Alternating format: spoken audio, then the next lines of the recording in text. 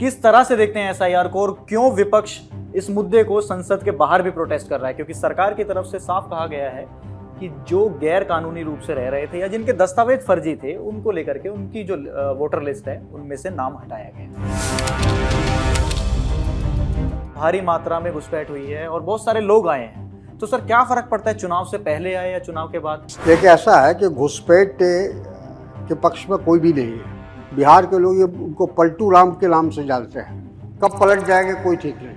आज के समय सर बिहार में जो कांग्रेस का कैडर वोटर है वो ये चाहता है कि हम सेकंड नंबर की पार्टी बनके क्यों रह गए विपक्ष में। तो सर बिहार में कांग्रेस पार्टी कमजोर कैसे हुई? कांग्रेस के नेताओं की वजह से या आरजेडी की वजह से? नहीं, कांग्रेस की वजह से। अकेले दम पर अगर कांग्रेस पार्टी सरकार नहीं बना सकती? नहीं बना सकती बिहार में सरकार नहीं, हमारी हैसियत कन्हैया कुमार जैसा चेहरा भी आया, मजबूत कोई भी चेहरा आ जाए। क्या इस बार कांग्रेस पार्टी बिहार में फिर से 70 सीटों पे लड़ेगी या और सीटें बढ़ाने की मांग कर सकती है या कुछ कम पर? जो विश्व गुरु बनने का उनका एक सपना था वो चूर चूर हो गया, वो समाप्त हो गया। सर विश्व गुरु अगर भारत के प्रधानमंत्री बनते हैं तो उसमें बुराई क्या है? कांग्रेस की तरफ से ये आता है पीओके क्यों नहीं लिया, इधर से जवाब ये आता है कि दिया किसने था। जो अपने आप को बहुत 30 बार हाँ कह रहे थे, लाल आंख दिखाने की बात कर रहे थे, पाकिस्तान को सबक सिखाने की बात कर रहे थे, वो सरेंडर कर गए। राहुल गांधी का रोड शो हो, उसके अंदर कांग्रेस के ही नेता को नहीं चढ़ने दिया। जो परंपरागत वोटर्स माने जाते थे वो कांग्रेस के माने जाते थे मुस्लिम। उसके बाद आरजेडी की तरफ शिफ्ट हुए क्योंकि पहले की तरफ से फतवा और फरमान निकला करते थे, अब नहीं चलता, आप इसके साथ जाइए। मंदिर की दुहाई सबसे ज्यादा वो देते हैं। लेकिन सर मंदिरों से कभी ऐलान नहीं हुआ कि बीजेपी को वोट करिए। कांग्रेस पार्टी का जिस पार्टी के साथ गठबंधन है महाराष्ट्र में, उन्हीं के गुंडे ही कह सकते हैं उनको, उन्हीं की पार्टी के गुंडे बाहर निकलते हैं और जबरदस्ती मराठी ठोकने के लिए बोलते हैं कि मराठी में बात करिए। अगर हिंदी में बात करते हैं तो उसके साथ मार पिटाई होती है। लालू यादव के बड़े बेटे तेज प्रताप यादव घर से भी निकाल दिए गए। कोई इशू नहीं होगा, कोई डेंट नहीं करेंगे वो महागठबंधन। कोई इशू नहीं। तेज प्रताप का कोई अस्तित्व भी नहीं है कोई नहीं, zero minus Lalu Yadav zero. जब सरकार थी आप लोगों की तब तो मंत्री बनाया था, क्योंकि तेजस्वी यादव का एक वीडियो वायरल हुआ कि नवरात्रि में वो अरे भाई ठीक है कर रहे हैं, सावन में लालू यादव घर में मटन बना के राहुल गांधी को खिला रहे हैं। बहुत से लोग जो है वेजिटेरियन हैं, तो उनके सामने मीट खाते हैं कि नहीं खाते? हम लोग खुलेआम खाते हैं। आडवाणी जी के साथ हमने नॉनवेज खाया है। लेकिन उसी समय आडवाणी जी का जब समय था तो उसी समय कांग्रेस पार्टी उनको कट्टर हिंदू बताया करती।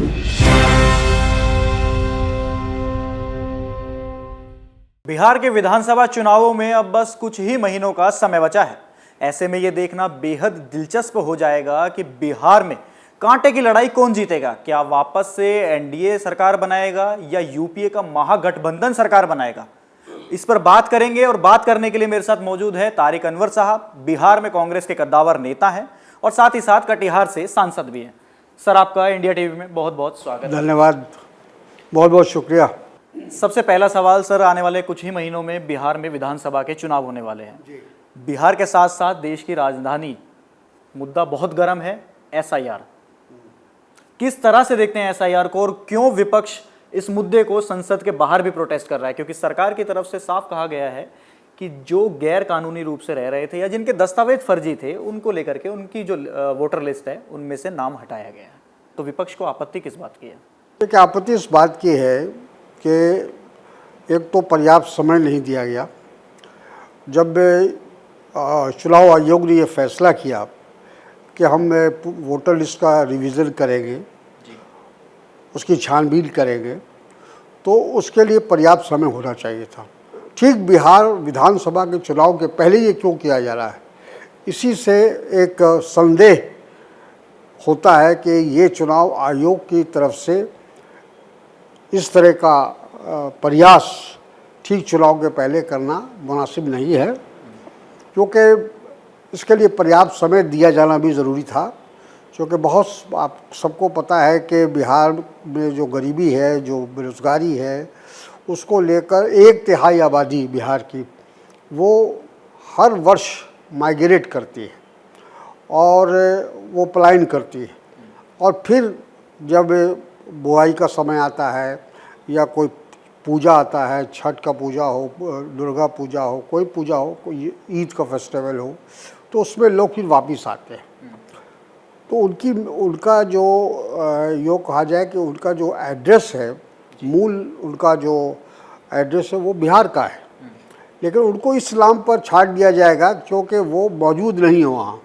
वो कोई पंजाब में है, कोई बॉम्बे में है, कोई दिल्ली में है, और उनको वहाँ जाकर अपने नाम को दर्ज कराना और वो तमाम जो दस्तावेज़ मांगे जा रहे हैं वो दस्तावेज़ देने की बात है, तो उसको ही सुप्रीम कोर्ट ने भी उसका संज्ञान लिया कि आप जो दस्तावेज़ मांग रहे हैं उसमें आप आई कार्ड भी उसमें शामिल करिए, उसमें क्या कहते हैं, जितने भी जो चीज़ें हैं, राशन कार्ड है उसको शामिल कीजिए, और ताकि सब लोग आसानी से अपना दस्तावेज़ दे सकें, अपनी पहचान दे सकें। लेकिन चुनाव आयोग का जो रवैया है वो बिल्कुल अड़ियल है, और मजबूरन सुप्रीम कोर्ट को ये निर्देश देना पड़ा कि आप जहां आपने 11 पहचान रखा है, 11 दस्तावेज़ की मांग की है, उसमें ये 3 दस्तावेज़ भी जोड़े जाए। लेकिन सर, आपके हिसाब से अगर मैं एसआईआर के मुद्दे को समझूं तो सुप्रीम कोर्ट ने कहीं भी ये तो नहीं कहा कि ये पूरी तरह से गलत है या इस तरीके से। अगर बिहार और बंगाल में जिस तरह से भारतीय जनता पार्टी है उसके सहयोगी दल आरोप लगाते हैं कि घुसपैठ हुई है, भारी मात्रा में घुसपैठ हुई है और बहुत सारे लोग आए हैं, तो सर क्या फ़र्क पड़ता है चुनाव से पहले आए या चुनाव के बाद? अगर आप बताइए, आप कांग्रेस पार्टी के वरिष्ठ नेता हैं, आरजेडी की तरफ से तेजस्वी यादव जी हैं, अगर आप वरिष्ठ नेता हैं तो सर ये चीज़ तो बहुत पहले हो जानी चाहिए थी। देखिए, ऐसा है कि घुसपैठ के पक्ष में कोई भी नहीं है, लेकिन ये घुसपैठ हुआ कैसे, किसकी कमज़ोरी रही? आप सबको पता है कि जो सीमा की सुरक्षा की जिम्मेदारी जो है वो गृह मंत्रालय को है और केंद्र सरकार को है। आखिर ये घुसपैठिए जो बांग्लादेश से आए या म्यांमार से आए, तो वो क्यों आए और कैसे आए? बीजेपी इस पर कोई पैदल चल के तो गए नहीं यहाँ से। बीजेपी इस पे काउंटर करती है कि आपकी पार्टी लंबे समय तक देश के शासन में रही। आप बिहार में किसका शासन है? डबल इंजन की सरकार है। पश्चिम बंगाल में मान सकते हैं हम, लेकिन पश्चिम बंगाल में भी आपकी केंद्र सरकार है। तो सीमा की सुरक्षा और घुसपैठियों को रोकने की जिम्मेदारी ये राज्य सरकार की नहीं है, बिल्कुल नहीं है, ये केंद्र सरकार की और गृह मंत्रालय की है।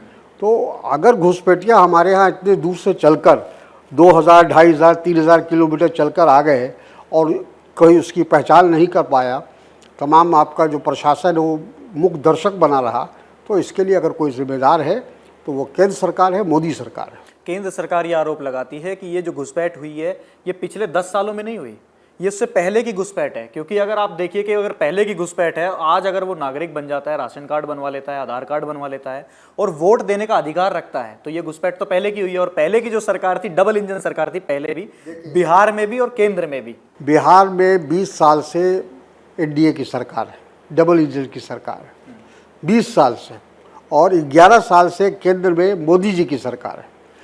तो ये नई बात नहीं गले से उतरती है कि 11 साल और 20 साल की अवधि में आप घुसपैठियों को रोक नहीं सके और वो अब उन्होंने अपना नाम वोटर लिस्ट में शामिल करा लिया। ये सिर्फ इसलिए किया जा रहा है कि अभी जो बिहार का माहौल है वो एनडीए के ख़िलाफ़ है, क्योंकि 20 साल का जो उनका शासन रहा उसमें कोई ऐसी उपलब्धि नहीं हुई जिससे कहा जाए कि बिहार की उन्नति हुई है, बिहार का विकास हुआ है या बिहार में रोज़गार के अवसर खुले हैं। ऐसा कोई भी एग्जाम्पल या उदाहरण नहीं है। तो इसलिए वो समझ रहे हैं, एनडीए समझ रहा है कि हम सीधे रास्ते से नहीं आ सकते, इसलिए उन्होंने चोर दरवाज़ा अपनाया है और उसमें उन्होंने चुनाव आयोग का सहयोग लिया। आपने कहा नीतीश कुमार के शासन की बात करते हैं, तो सर नीतीश कुमार के टेन्योर के बारे में बात कर लेते हैं। 2024 से पहले देखिए, हाँ, 2024 से पहले नीतीश कुमार किसके साथ सिर्फ टोटल 17 महीने और एक बार 18 महीने, यही 2 बार जो है वह विपक्ष के साथ सरकार रही। और वो भी कहा जाए कि ये नीतीश कुमार की एक तरह से स्वार्थ था उनका, विपक्ष के साथ आना। हाँ, विपक्ष के साथ आए थे वो अपनी सरकार को बचाने के लिए। उनको लग रहा था कि हम चुनाव नहीं जीतेंगे, अगर विपक्ष के साथ जाएंगे तो हम चुनाव जीत सकते हैं। इसीलिए उन्होंने 2020 में या 2015 में, जो 20 में तो नहीं किया, 15 में किया उन्होंने, और गठजोड़ किया और मिलकर चुनाव लड़े। उसके बाद फिर वो पलटी खा गए, फिर वो चले गए एनडीए में। तो उनका आना जाना, उनकी तो क्रेडिबिलिटी ख़त्म हो चुकी है। बिहार के लोग ये उनको पलटू राम के नाम से जानते हैं, कब पलट जाएंगे कोई ठीक नहीं। लेकिन इस बार तो दावा कर दिया उन्होंने, संविधान सदन में खड़े होकर, जो उस समय संसद भवन हुआ करता था, उनमें तो उन्होंने खड़े होकर कहा कि इस बार आप कहीं नहीं जाएंगे, और हर मंच से बार बार मोदी जी के सामने वो बोलते हैं कि इस बार कहीं नहीं जाएंगे, हर बार गलती हुई लेकिन अब कहीं नहीं जाएंगे। वो हर बार ऐसे ही कहते हैं। तो पिछली फिर बार वापस लेंगे आप गठबंधन में? पिछली बार भी जब देखिए, अब वो तो राजनीतिक परिस्थिति क्या होगी उस समय कहना मुश्किल है, लेकिन नीतीश कुमार से उनकी बात पर विश्वास करना किसी भी पार्टी के लिए उचित नहीं होगा। हालांकि विपक्ष ने कहा कि हमको उनकी ज़रूरत नहीं, उनकी आवश्यकता नहीं है। ये तो हर बार कहा जाता है सर, लेकिन अब आगे मैं आपसे पूछना चाहता हूँ, क्योंकि आप बिहार के कद्दावर नेताओं में आपकी गिनती होती है, और सर लगभग 50 से 55 साल आप राजनीति में भी रह चुके हैं। तो मैं आपसे ये चीज़ जानना चाहता हूँ कि क्या नीतीश कुमार, ऐसा तो होगा नहीं, लेकिन फिर भी मैं कांग्रेस का स्टैंड जानना चाहता हूँ, क्या कांग्रेस वापस अपनाएगी नीतीश कुमार को? नहीं, अभी ऐसा कोई इरादा नहीं है। एक सवाल जो अब सबसे सामने उभर करके आ रहा है कि कांग्रेस पार्टी जो देश में इतने लंबे समय तक शासन किया, बिहार में भी शासन किया, और तमाम बड़े जन आंदोलन में साथ रही, और जो कहें कि जितने बड़े जन आंदोलन हुए वो कांग्रेस से निकल करके हुए, जितने भी जन नेता पैदा हुए वो कांग्रेस से हुए। आज के मौजूदा हालात में, या मैं पिछले विधानसभा चुनाव की बात करूं, तो आपने 70 सीटों पर चुनाव लड़ा था। 70 में से कितनी सीटें हैं ये भी आपको पता है। आज के समय सर बिहार में जो कांग्रेस का कैडर वोटर है वो ये चाहता है कि हम सेकंड नंबर की पार्टी बन के क्यों रह गए विपक्ष में। ऐसा बिल्कुल नहीं है। जो हकीकत है, जो ग्राउंड रियलिटी है, तो उसको मानना पड़ेगा। हमारा जो वहाँ कांग्रेस पार्टी की जो मौजूदगी है या जो संगठन का ढांचा है, उसमें हम कमज़ोर हैं, आरजेडी से कमज़ोर है। आरजेडी हमसे आगे है, तो हमको उसको मान के चलना पड़ेगा। अगर हम गठबंधन की राजनीति कर रहे हैं तो जो हकीकत है, जो सच्चाई है, उसको स्वीकार करना पड़ेगा। तो सर बिहार में कांग्रेस पार्टी कमजोर कैसे हुई? कांग्रेस के नेताओं की वजह से या आरजेडी की वजह से?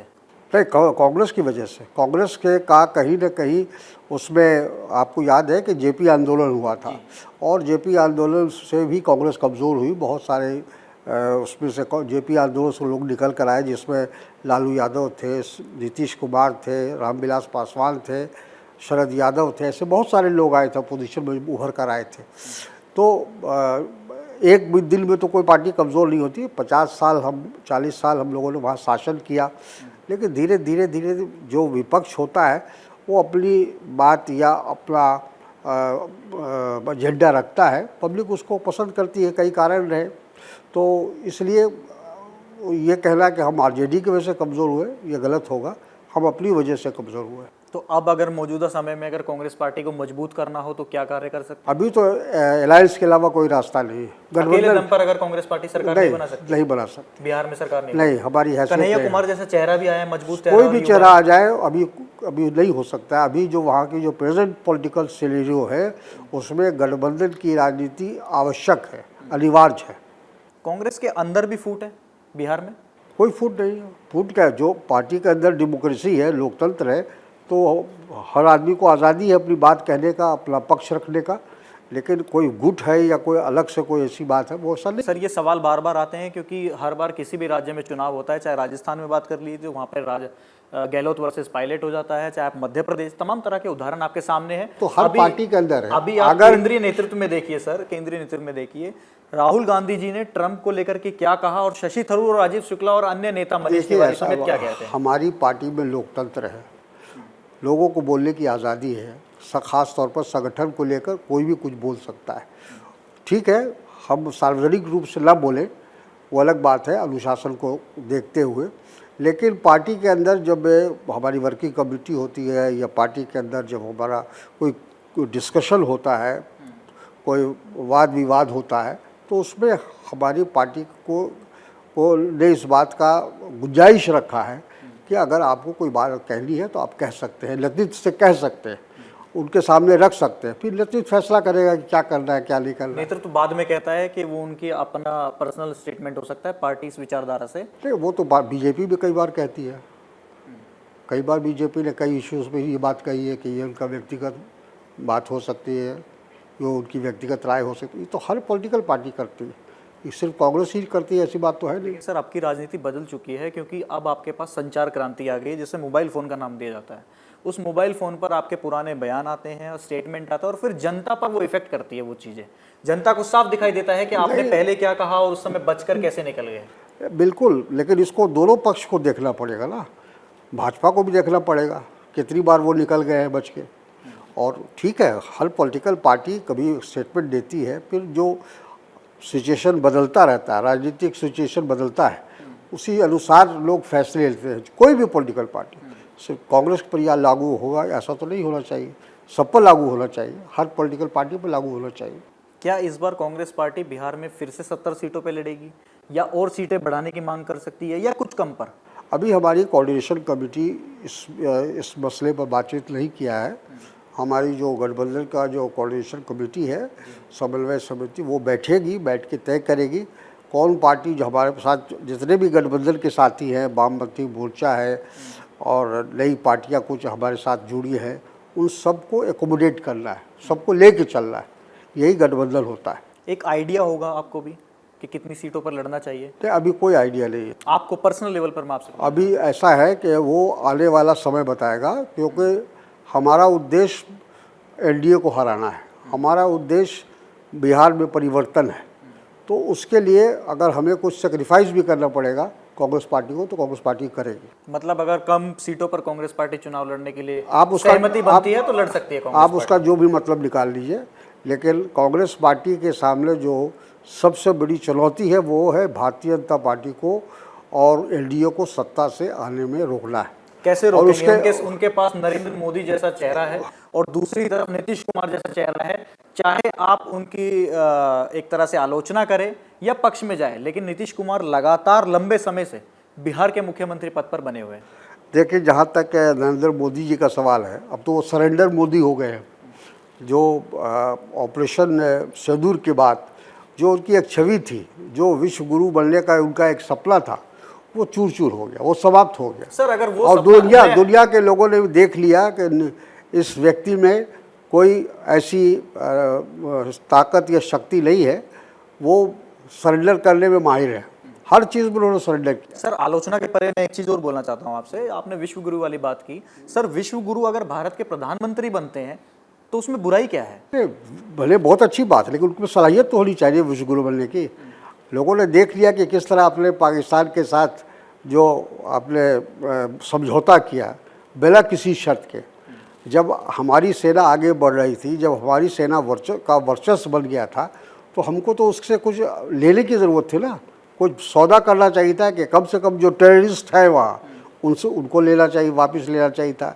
या जम्मू जो ऑक्युपाइड कश्मीर है, पाकिस्तान ऑक्युपाइड कश्मीर है, उसको लेने की बात करनी चाहिए। तो कुछ तो शराइत रखना चाहिए सर। था। ये डिबेट बहुत लंबी चली जाती है, क्योंकि कांग्रेस की तरफ से ये आता है पीओके क्यों नहीं लिया, इधर से जवाब ये आता है कि दिया किसने था। वो बहुत लंबी डिबेट होती है। नहीं, कोई लंबी डिबेट नहीं है। उस समय का सिचुएशन क्या था वो आप देखिए, इतिहास में जाइए, उस वक्त का सिचुएशन दूसरा था, आज का सिचुएशन दूसरा। आज तो हमारे नरेंद्र मोदी जी ने 2014 में ये कहा था कि हम 6 महीने के अंदर पाकिस्तान ऑक्युपाइड कश्मीर लेके दिखाएंगे। तो कहाँ दिखाया? 6 महीना के, अब तो 11 साल हो गए। कब कहा था? जब 2014 के कैंपेन में ये बात कही थी। मतलब आप उस मैनिफेस्टो को याद रखते हैं और उसको चुनाव में भी लेकर के जाएंगे। बिल्कुल। क्या ऑपरेशन सिंदूर और नरेंद्र मोदी को लेकर के जो भी बातें आपने कही वो बिहार विधानसभा चुनावों में भी लेके जाएंगे? बिल्कुल जाएंगे। जो उनका फेल्यूर है उसको तो जाहिर करेंगे। जो अपने आप को बहुत 30 बार हाँ कह रहे थे, लाल आंख दिखाने की बात कर रहे थे, पाकिस्तान को सबक सिखाने की बात कर रहे थे, वो सरेंडर कर गए। तो बिहार विधानसभा चुनावों में एक तरह से अब जो ऑपरेशन सिंदूर का मुद्दा है वो भी गूंजेगा। और इस मुद्दे के साथ साथ दूसरा सवाल ये है कि क्या कांग्रेस पार्टी को, ये सवाल हमारे पास आते हैं, कांग्रेस पार्टी को आरजेडी की तरफ से वो महत्व नहीं मिलता। चाहे हम पिछली वीडियो देखें कि राहुल गांधी का रोड शो हो, उसके अंदर कांग्रेस के ही नेता को नहीं चढ़ने दिया। पप्पू यादव, आपके बगल वाले, आपके पूर्णिया से सांसद हैं, कन्हैया कुमार, दोनों को नहीं चढ़ने दिया। ऐसा नहीं चढ़ने नहीं दिया। उसमें सिर्फ जो पार्टी के हेड थे उनके लिए वहाँ जगह थी। सब सारे एमपीज़ को नहीं बुलाया। हम भी नहीं थे, हम भी रोड पर थे, हम भी चल रहे थे ट्रक के साथ साथ। वो किसी को उसमें इनवाइट नहीं की। जिन इनवाइट किया गया था जो गठबंधन के जो दल थे उनके अध्यक्ष को या उनके महामंत्री को बुलाया। मतलब जिनको इनवाइट किया गया था सिर्फ वही लोग चढ़े। तो पप्पू यादव और कन्हैया कुमार मतलब एक तरह से जबरदस्ती चढ़ रहे थे। अब ये हमको नहीं मालूम, लेकिन उन्होंने इनकार किया कि हम तो चढ़ने की कोशिश भी नहीं किया हमने। क्या इस तरह की हरकतों से कांग्रेस को डेंट पड़ता है? कोई डेंट नहीं पड़ता है। अरे भाई, अगर एक क्राइटेरिया फिक्स किया गया है कि सिर्फ पार्टी के प्रमुख चलेंगे उस ट्रक के ऊपर, अरे तो भीड़ हो जाती, तो फिर उस ट्रक पर सब लोगों के लिए जगह नहीं थी। कांग्रेस के हिसाब से जो एक तरह से मुस्लिम फैक्टर, एक तो आपको कहा जाए तो बिहार के आप बड़े मुस्लिम नेताओं में गिने जाते हैं, और सीमांचल की सीटों की बात मैं करूं तो सीमांचल में मुस्लिमों का रुझान इस बार किस तरफ जा सकता है? देखिए, मुसलमान कभी अकेले उसका रुझान नहीं होता है। एक बात स्पष्ट है कि जो सेकुलर पार्टियां हैं उनके साथ मुस्लिम समुदाय ज़रूर जाता है, और भी जमातें वो भी जाती हैं। जो सेकुलर माइंडेड लोग हैं उनका एक अपना फैसला होता है, उनका अपना एक निर्णय होता है, और जो भारतीय जनता पार्टी के साथ है या आरएसएस के साथ है वो उनके साथ जाते हैं। जाति है, लेकिन जाति के साथ साथ हमारे बिहार की खासियत ये भी है कि लोग विचारधारा को भी मानते हैं, और समाजवादी विचारधारा बिहार में काफ़ी मजबूत है। सर, अगर जनगणना की बात करें, जाति जनगणना जो हुई उसके बाद से लगभग 17.7% मुस्लिम आबादी बिहार में है, जिसमें से अगर उन 17% में से देखा जाए तो 70% जो आबादी है वो पसमानदा और पिछड़े मुसलमानों की है, जो अति पिछड़ा वर्ग होते हैं उनकी है। जो परंपरागत वोटर्स माने जाते थे वो कांग्रेस के माने जाते थे मुसलमान, उसके बाद आरजेडी की तरफ शिफ्ट हुए। अब मुसलमानों में एक तरह से ये सिनेरियो बनता हुआ दिखाई दे रहा है कि कांग्रेस ने मुसलमानों को ठगा है। ये गलतफहमी है, किसी ने किसी को नहीं ठगा है। देखिए, हमने जैसा कहा कि मुसलमान सुरक्षा चाहता है, मुसलमान ये चाहता है कि उसको भारतीय के रूप में देखा जाए, उनके साथ जिस प्रकार का जो सलूक हो रहा है वो नरेंद्र मोदी जी के राज्य में वो नहीं हो, और भेदभाव का नहीं होना चाहिए। लेकिन उसके बावजूद भी जिस तरह से आप देख रहे हैं कि भारतीय जनता पार्टी किस बुनियाद पर मुसलमानों का वोट मांगती है, एक भी मुसलमान उनका एमपी नहीं है, एक भी मंत्री उनका नहीं है मुसलमान समुदाय से, और हर जगह उनके साथ भेदभाव हो रहा है। तो ऐसी परिस्थिति में मुसलमान पागल तो नहीं है कि जाकर वोट देगा बीजेपी को। लेकिन सर, मुसलमानों को अगर विधायक, मंत्री या सांसद बना दिया जाएगा उससे भी तो भला नहीं होगा? उससे भला होगा, हमारा प्रतिनिधित्व होगा। किसी भी कम्युनिटी, आज जातिवाद क्यों बढ़ा है? इसीलिए हर जाति आज ये महसूस करती है कि उसके साथ इंसाफ नहीं हुआ, तो वो अपने जात के लिए, अपने समुदाय के लिए लड़ाई लड़ती है, और उसको प्रतिनिधित्व मिल रहा है, उसको कहीं ना कहीं उसको जगह मिल रही है। सर, इसीलिए कहा जाता है कि कांग्रेस पार्टी जो है वो अब विशेषकर मुसलमानों का ध्यान रखती है और मुसलमानों के वोट बैंक को सिर्फ लेती है, मुसलमानों के लिए आज तक कुछ नहीं किया। कोई भी पॉलिटिकल पार्टी एक धर्म विशेष को लेकर चलेगी। हालांकि भारतीय जनता पार्टी ने कोशिश किया है और उनको कुछ कामयाबी भी मिली है, लेकिन भेदभाव करने में, हिंदू मुसलमान करने में। लेकिन आगे आने वाले समय में लोग चाहेंगे, नौकरी चाहते हैं, रोज़गार चाहते हैं, शिक्षा चाहते हैं, स्वास्थ्य का जग चाहते हैं, अल्टीमेटली लोग उसी तरफ जाएंगे। हो सकता है उसमें थोड़ा समय लगेगा। इसलिए किसी जात विशेष को लेकर या धर्म विशेष को लेकर कोई पॉलिटिकल पार्टी अगर चलती है और समझती है कि ये मेरी पूंजी है, तो गलत है। तो आपके हिसाब से सर, मुसलमानों का तुष्टीकरण सबसे ज़्यादा किस पार्टी ने किया? मुसलमान क्यों भाई, बार बार मुसलमान की बात होती है, हिंदू की बात क्यों नहीं होती? हिंदू भी तो कांग्रेस को वोट देते हैं, हिंदू भी तो विपक्ष को वोट देते हैं। आखिर 100 एमपी हमारे जीत कर आए, तो उसमें हिंदुओं का वोट नहीं है क्या? लेकिन सर, पहले के समय में राजनीति इसलिए मैं बोल रहा हूँ क्योंकि पहले की तरफ से फतवा और फरमान निकला करते थे, अब नहीं चलता। आप इसके साथ जाइए। हिंदुओं में, या विशेषकर मैं मेन स्ट्रीम की बात करूं, तो हिंदुओं की तरफ से कोई फतवा जारी नहीं होता था। नहीं, दोनों रिलीजियस सेंटिमेंट को ज़रूर, आज भी जितने रिलीजियस सेंटिमेंट है, मंदिर का सबसे ज़्यादा अगर कोई जिक्र करता है तो भारतीय जनता पार्टी करती है। मंदिर की दुहाई सबसे ज़्यादा वो देते हैं। लेकिन सर, मंदिरों से कभी ऐलान नहीं हुआ कि बीजेपी को वोट करिए? नहीं, होता है, बिल्कुल होता है। आप गलत क्या रहे हैं? रिलीजियस लीडर, चाहे वो हिंदू के हों, मुसलमान के हों, वो अपने ढंग से अपना कहते हैं। लेकिन हम थोड़ी कहने जाते हैं उनको कि आप हमारे लिए फतवा दीजिए, हम नहीं कहने जाते हैं। हाँ, अगर उनको लगता है कि कांग्रेस को वोट देने से या विपक्ष को वोट देने से वो सुरक्षित है, या उनके जो उनका प्रतिनिधित्व उनको मिल सकता है तो लोग देते हैं, वो अपने ढंग से एक सवाल सर अंत में जाते जाते एक सवाल आपसे पर्सनल करना चाहूँगा। इसमें ना पार्टी का हित, मैं सिर्फ आपका हित जानना चाहूँगा। बिहार की धरती से जो भी लोग जन्म लेते हैं वो सौभाग्यशाली तो होते ही हैं। दूसरी बात कि बिहार के लोगों को हम देखें तो विदेशों में भी जा रहे हैं, भारत के हर कोने में बिहार के लोग मिलेंगे। ऐसा क्या कारण है कि इतने सालों बाद भी, चाहे सरकारें किसी की भी रही हो, बिहार के लोगों को बिहार ही छोड़ना पड़ता है? चाहे आप नीतीश कुमार की बात करिए, लालू यादव की बात कर लीजिए, जेपी आंदोलन वहां से शुरू हुआ। इन दो बड़े लीडरों की अगर मैं बात करूं तो केंद्र में मंत्री रहे, बड़े ओहदे पे रहे और केंद्र की सरकारों के बेहद नजदीक रहे। चाहे अटल बिहारी वाजपेयी के साथ नीतीश कुमार का रिश्ता देखिए, चाहे लालू यादव के साथ आप सोनिया गांधी का रिश्ता देख लीजिए। तो क्या ऐसा नहीं लगता कि दोनों नेताओं का फेलियर है? देखिए, ये बात स्पष्ट, बात सही है, जो हकीकत है, जो ग्राउंड रियलिटी है कि जिनको भी अवसर मिला, मौका मिला बिहार को आगे बढ़ाने के लिए, बिहार का नेतृत्व मिला, अगर सही ढंग से काम होता तो आज बिहार की ये दुर्गति नहीं होती। इस बात को तो स्वीकार करना पड़ेगा। जो भी सत्ता में रहे, चाहे उस कांग्रेस को भी देखना पड़ेगा। कांग्रेस को भी हम ये कहेंगे कि कांग्रेस के कार्य जब सरकार थी तो उस समय भी अगर हम लोग बिहार के पिछड़ापन के दूर कर देते, बिहार की गरीबी दूर कर देते, बिहार में उद्योग लगा देते, कल कारखाने लगाते, तो बहुत फ़र्क पड़ता। आज जो आप बता रहे हैं कि बिहार के लोग हर पूरे देश में फैले हुए हैं, तो ये कौन है? ये वही लोग हैं जो अपनी रोटी रोज़ी की तलाश में बारे फिर रहे हैं।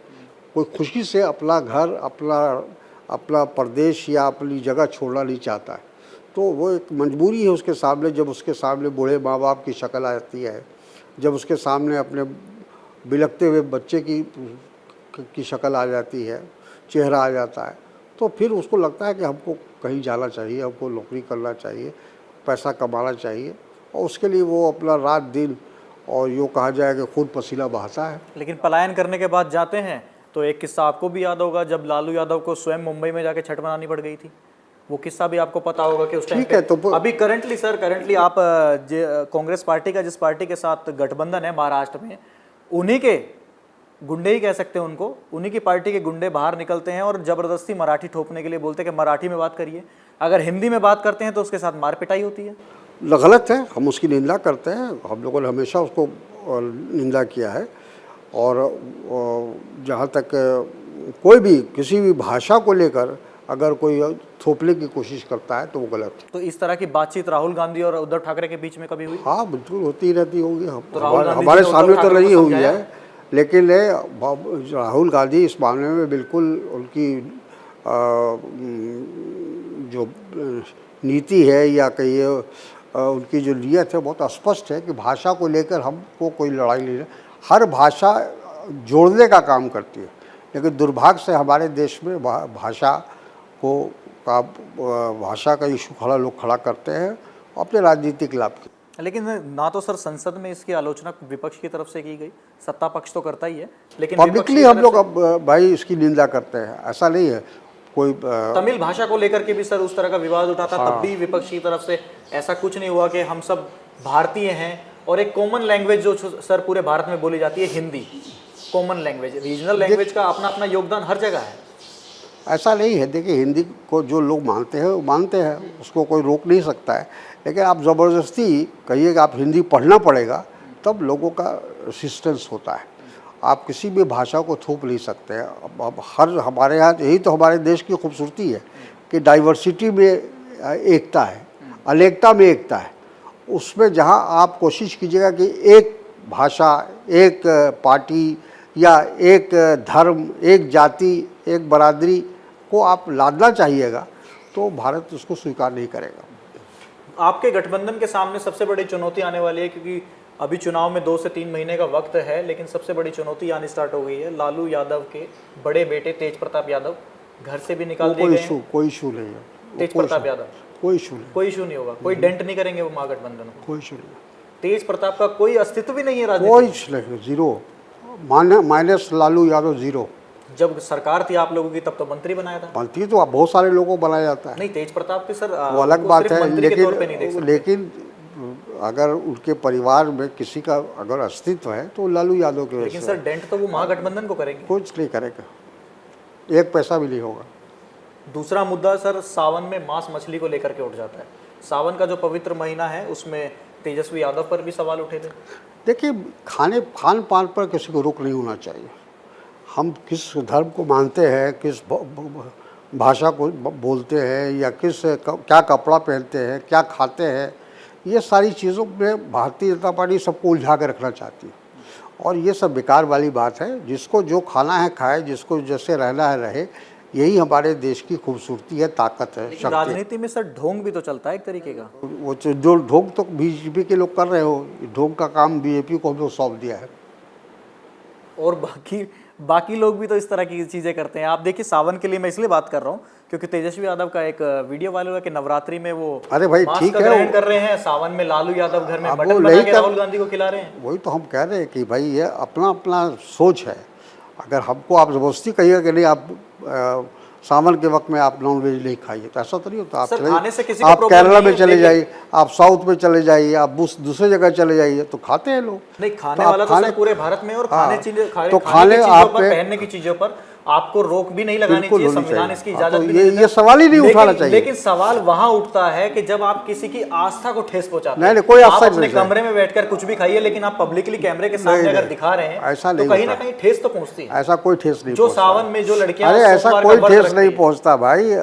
बहुत से लोग जो है वेजिटेरियन हैं, तो उनके सामने मीट खाते हैं कि नहीं खाते? हम लोग खुलेआम खाते हैं, वो जो पक्के वेजिटेरियन होते हैं वो। लेकिन आप परमिशन तो लेते बहुत हैं। सारे ऐसे लोग हैं जो प्याज और लहसुन नहीं खाते हैं, उनके सामने भी हम लेकिन परमिशन तो कोई लेते हैं। परमिशन नहीं लेते हम लोग हमारे बहुत सारे मित्र हैं जो वेजिटेरियन, उनके साथ बैठ के हम लोग खाते हैं। हम नॉन वेज खा रहे हैं। अरे आप दूसरी बात छोड़िए, हमने अडवाणी जी के साथ, अडवाणी जी और हम डेलीगेशन में कनाडा गए थे, और हम लोग एक ही रेस्टोरेंट में, एक ही होटल में ठहरे भी थे।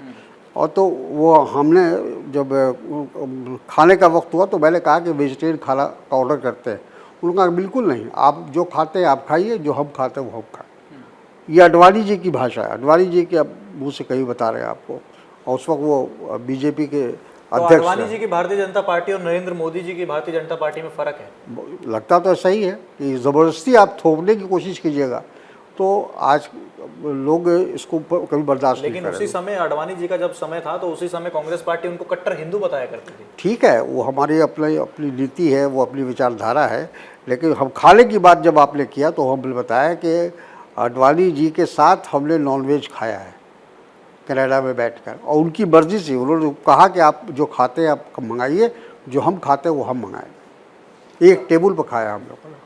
सर, सवाल तो आप समझ गए, लेकिन राजनेता की तरह आपने भी गोल मोल घुमा करके ये खाने वाला, वो वाकई आज़ादी होनी चाहिए खाने की। सर, लास्ट में जाते जाते एक रैपिड फायर आपके साथ खेलते हैं। मैं एक राजनेता का नाम लूंगा और आपको एक शब्द में उनके किरदार के बारे में बताना होगा जो आपके मन में आता है। सबसे पहला नाम गिरिराज सिंह। कट्टरपंथी हैं, बीजेपी और आरएसएस की आइडियोलॉजी को मानते हैं। दूसरा नाम मुख्यमंत्री नीतीश कुमार।